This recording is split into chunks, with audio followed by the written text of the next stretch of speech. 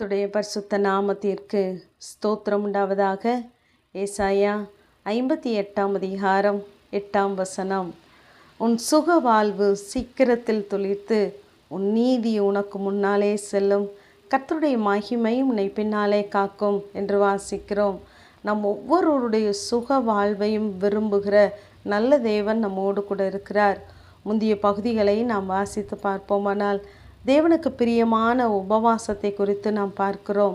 நம்முடைய வாழ்க்கையிலும் கூட தேவனுக்கு பிரியமான காரியங்கள் காணப்படுமானால் நம்முடைய வாழ்க்கையை தேவன் நிச்சயமாகவே துளிர்க்க பண்ணுவார். 11ஆம் வசனத்திலே கர்த்தர் சொல்கிறார், நான் உன்னை நித்தமும் நடத்துவேன், அது மகா வறட்சியான காலமாக இருந்தாலும் நான் உன்னை திருப்தியாக்குவேன். நீ நீர்ப்பாய்ச்சலான தோட்டத்தை போலவும் வற்றாத நீரூற்றை போலவும் இருப்பாய் என்று சொல்லி அங்கு ஆசீர்வதிப்பதை நாம் பார்க்கலாம்.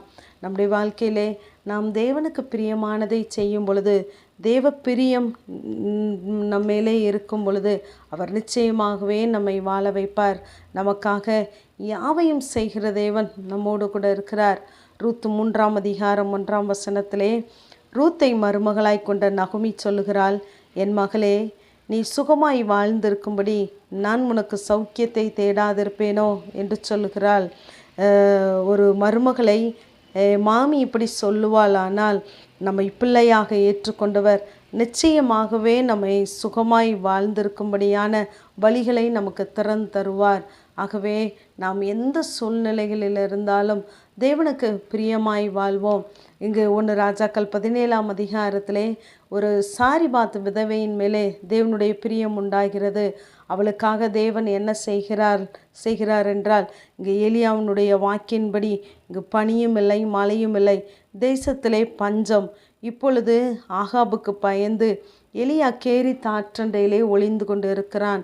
இப்பொழுது இந்த ஆற்றை வற்றி போக பண்ணி தேவன் இந்த எலியாவை பார்த்து சொல்லுகிறார், நீ சீதோனுக்கு அடுத்த சாரிபாத்து ஊருக்கு போ, நான் உன்னை பராமரிக்கும்படி அங்கு கட்டளையிட்டு இருக்கிறேன் என்று சொல்லுகிறார். இவன் அங்கு போனதும் அங்குள்ள சூழ்நிலைகளை பார்க்கிறான். அவளை பார்த்து, பயப்படாதே, நீ உன் வார்த்தையின்படியே செய், ஆனாலும் முதலாவது அதை எனக்கு பண்ணி கொண்டு வா அந்த சிறிய எடையை என்று சொன்னபோது அவனுடைய வார்த்தையின்படியே அவள் செய்து கொண்டு கொடுக்கிறாள். இப்பொழுது அவன் சொல்லுகிறான், தேசத்திலே தேவன் மழையை கட்டளையிடும் நாள் மட்டும் உன்னுடைய பானையிலே மா செலவழிந்து போவதில்லை, கலசத்திலே எண்ணெய் குறைந்து போவதில்லை என்று சொல்லுகிறான். இதன்படியே நடந்தது.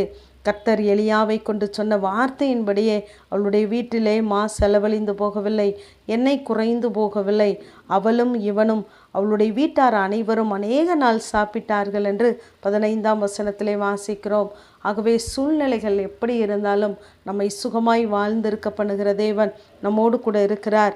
ஆதியாகமம் 21ஆம் அதிகாரத்திலே ஆபிரகாம் அங்கு ஆகாரையும் இஸ்மவேலையும் அனுப்பிவிடும் பொழுது ஒரு துருத்தி தண்ணீர் மாத்திரம் கொடுத்து அனுப்புகிறான். அந்த துருத்தி தண்ணீர் அவர்கள் வாழ்வதற்கு போதுமானது இல்லை. ஆகவே அவள் அலைந்து திரிகிறாள். பிள்ளையினுடைய சத்தத்தை கேட்டு தேவன் ஆகாருடைய கண்களை திறக்கிறார். அப்பொழுது அவள் துறவை பார்க்கிறாள். இப்பொழுது அந்த துறவு அவளை வாழ வைக்கிறதா இருக்கிறது. நாம் இன்னும் வாழ்கிறோம் என்றால் மனிதன் தந்த துருத்தியினால் அல்ல, தேவன் தந்த துறவினாலே நாம் இன்றும் சுகமாய் வாழ்ந்து கொண்டு இருக்கிறோம் என்பதை நாம் மறந்து போக வேண்டாம்.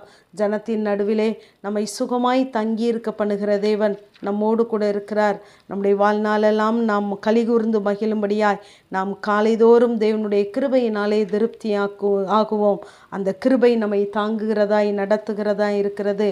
நாம் ஜீவனுள்ள நாளெல்லாம் எருசலேமின் வாழ்வை காண்போம் என்று சங்கீதம் 128 வாசிக்கிறோம். நாம் எருசலேமின் வாழ்வை அனுபவிக்க வேண்டுமென்றால், நம்முடைய வாழ்வு துளிர்த்து சுகமாய் இருக்க வேண்டுமென்றால் தேவனுக்கு பிரியமானதை செய்வோம். மனிதனை அல்ல, தேவனை மாத்திரம் சார்ந்திருப்போம். அவர் நிச்சயமாகவே நம்மை சுகமாய் வாழ்ந்திருக்க பண்ணுவார். ஆமேன். ஜெபம். பிதாவாகிய தேவனே, குமாரனாகிய இயேசு கிறிஸ்துவின் நாமத்தின் மூலமாய் உடைய சன்னிதானத்திலே வருகிறேன்.